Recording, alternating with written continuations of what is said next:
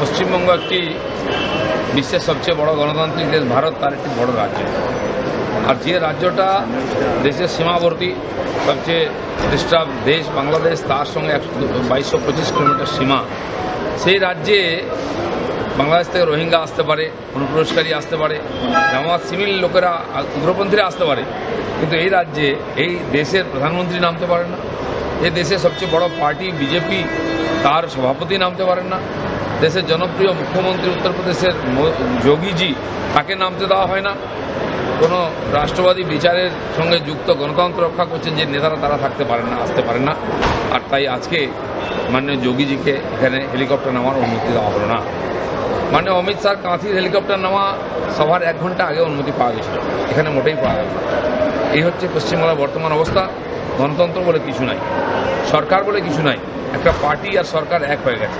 তাই রাজনৈতিক দৃষ্টিভঙ্গি নিয়ে প্রশাসন চলছে, এটা আমরা ঘোর নিন্দা করছি। আজকের সভাতে যোগীজি আসতে পারলেন না, কেবল প্রশাসনিক অসহযোগিতার কারণে তিনি লখনৌ থেকে বসে ভাষণ দিয়ে কার্যকর্তাদের সম্বোধন করলেন। দুর্ভাগ্যের বিষয়, প্রত্যেকটি সভায় যত রকম সমস্যা করা যায় করার চেষ্টা চলছে। এখানে বিএসএফের রায়গঞ্জে হেলিপ্যাডে নামার কথা তারা অনুমতি দিয়েছিলেন, কিন্তু ডিএম দেন। ওখানে বালুরঘাটে সরকারি হেলিপ্যাড আছে, এয়ারপোর্ট আছে, সেখানে নামার কথা ছিল, তার নো অবজেকশন ওখানকার জেলা শাসক দেন। তার জন্য আমরা আমাদের কর্মীরা জেলা শাসকের অফিস ঘেরাও এটা পর্যন্ত করেছেন, বাধ্য হয়েছেন করতে।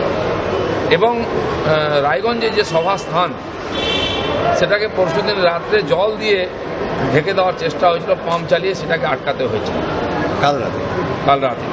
জলপাইগুড়িতে মাননীয় প্রধানমন্ত্রীর সভা হবে, তার সভার জায়গার অনুমতি নিয়ে টালবাহনা চলছিল, আজকে সম্ভবত আমরা হাতে পেয়েছি। এবং বাস এখান থেকে যে বুকিং করা হয়েছিল যাওয়ার জন্য জলপাইগুড়িতে, সেই বাসের মালিকদের ভয় দেখানো হচ্ছে, যাতে বাস না দেন। তারা আমাদেরকে বলছে আমরা বাস দিতে পারবো না। আপনারা দেখেছেন কাঁথিতে কী ধরনের এখানে ব্যবস্থা তৈরি। সভার পরে শয়ে গাড়ি ভাঙা হয়েছে, আমাদের বহু কর্মীকে মারা হয়েছে, এখনও হসপিটালে আছেন, এবং আগুন জ্বালিয়ে দেওয়া হয়েছে গাড়ির পর গাড়িকে। আর আমরা সেই সভায় উপস্থিত ছিলাম বলে আমি মানে অমিত শাহ, সায়ন্তন বসু, আরও কয়েকজনের নামে নন বেলেবল কেস দেওয়া হয়েছে। সব কী ধরনের গণতন্ত্র? এখানে বিরোধীদেরকে বক্তব্য রাখার সুযোগ দেওয়া হবে না।